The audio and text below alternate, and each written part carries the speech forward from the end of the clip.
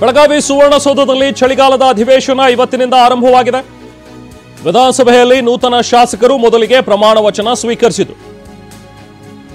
CP Yogeshwar, Yasir Ahmed Pathan ಜೊತೆಗೆ ಅನ್ನಪೂರ್ಣ ತುಕಾರಾಮ್ ಅವರು 3 ಜನ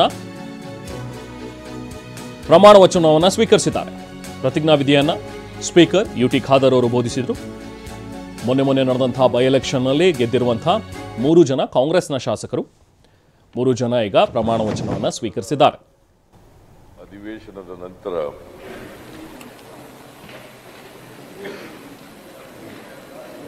ನಮ್ಮ ಈ ವಿಧಾನಸಭೆಯ ಸದಸ್ಯರಾಗಿದ್ದಂಥ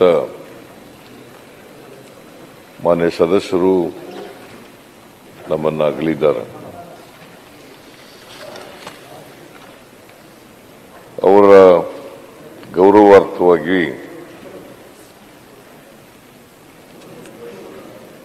ಇವತ್ತು ಒಂದು ಸಂತಾಪ ಸೂಚನೆಯನ್ನು ತಾವು ಮಂಡಿಸಿದ್ದೀವಿ.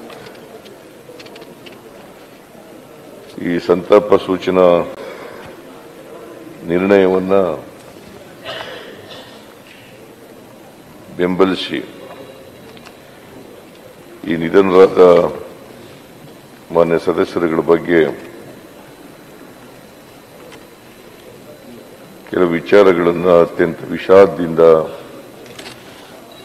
ವ್ಯಕ್ತ ಮಾಡಲಿಕ್ಕೆ ಬಯಸ್ತೇನೆ.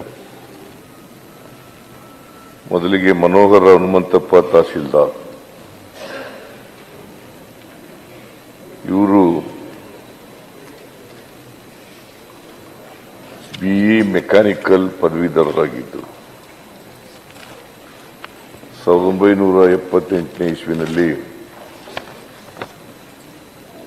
ಮೊದಲ ಬಾರಿಗೆ ಶಾಸಕರಾಗಿ, ಆಮೇಲೆ 4 ಸಾರಿ ವಿಧಾನಸಭೆಯ ಸದಸ್ಯರಾಗಿ, ಕಳೆದ ಅಧಿವೇಶನದ ನಂತರ